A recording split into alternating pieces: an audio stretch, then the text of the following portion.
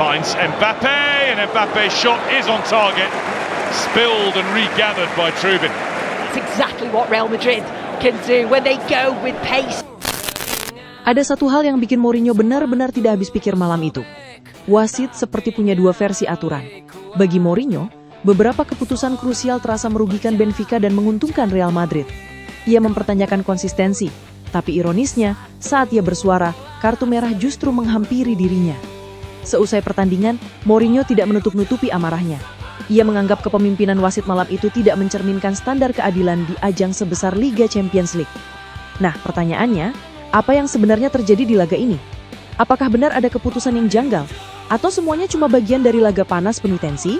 Mari kita bongkar satu persatu.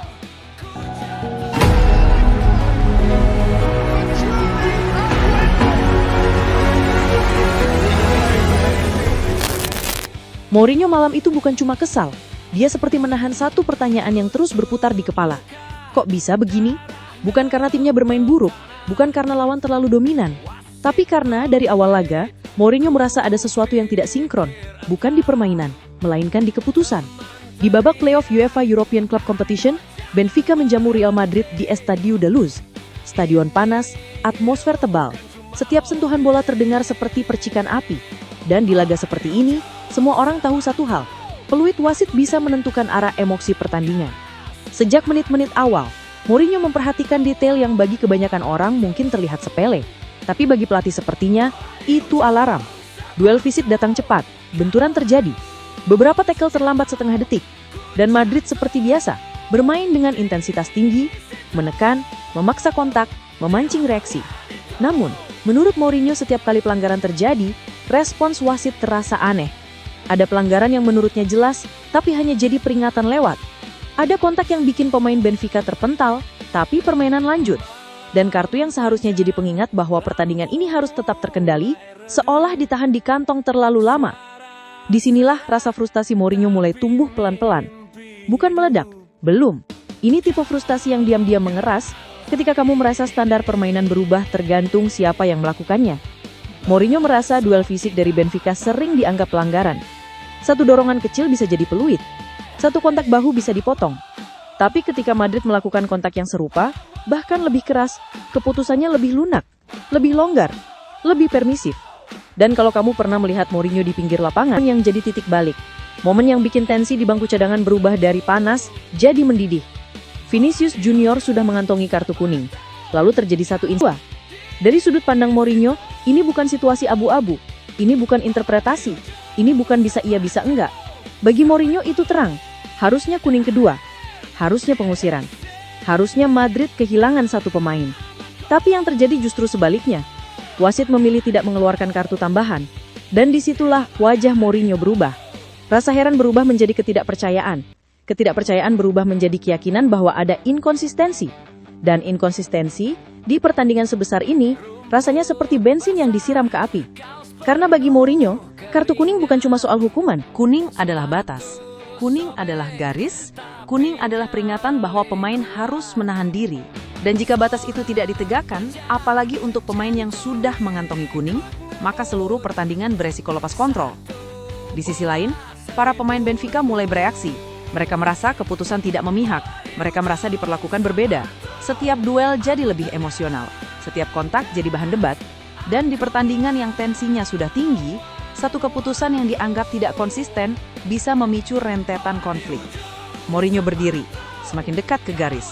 Gesturnya tegas, tatapannya tajam. Ia memprotes, menuntut, menekan bukan dengan kata-kata lembut. Dia meminta keadilan, atau setidaknya konsistensi. Namun di pertandingan seperti ini, protes pelatih juga punya batas. Dan Mourinho yang terkenal hidup darinya. Karena tiba-tiba, dalam hitungan detik, kartu kuning pertama. Belum sempat ia menarik napas untuk mencerna, datang lagi, kartu kuning kedua. Dan setelah itu, kartu merah. Mourinho diusir, stadion meledak. Bangku Benfica heboh. Mourinho berbalik, ekspresinya campuran antara marah dan tidak percaya.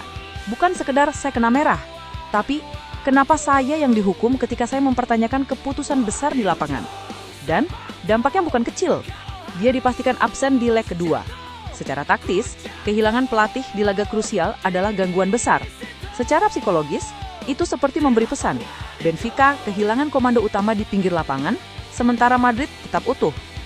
Ironisnya, bagi Mourinho dan sebagian pendukung Benfica, situasinya terasa terbalik. Menurut mereka, pelanggaran yang seharusnya berujung kartu kedua tidak diberikan. Namun, ketika pelatih protes, justru pelatih yang dikeluarkan.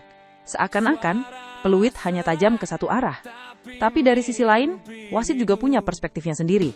Dalam laga setegas kompetisi Eropa, protes yang berulang, tekanan verbal, gestur demonstratif, terutama jika dianggap mengganggu jalannya pertandingan, memang bisa dinilai melewati kewenangan teknis. Wasit bisa melihat tindakan Mourinho bukan sebagai minta konsistensi, melainkan sebagai menekan keputusan. Dan di titik itulah sepak bola menunjukkan wajah klasiknya. Dua kubu, satu kejadian, dua definisi tentang adil. Bagi Mourinho, malam itu berat sebelah.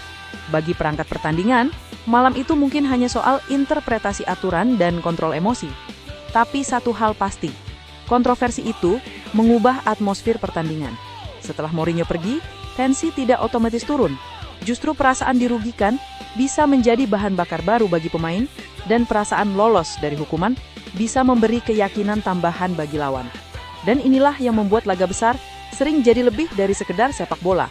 Bukan cuma soal gol, bukan cuma soal taktik, tapi soal siapa yang mampu menjaga kepala tetap dingin ketika semua hal di sekelilingmu terasa memanas. Malam itu, di Estadio da Luz, emosi lebih dominan daripada nalar sehat. Dan Mourinho jadi simbol paling jelas dari itu. Sekarang, pertanyaannya, menurut kalian, ini murni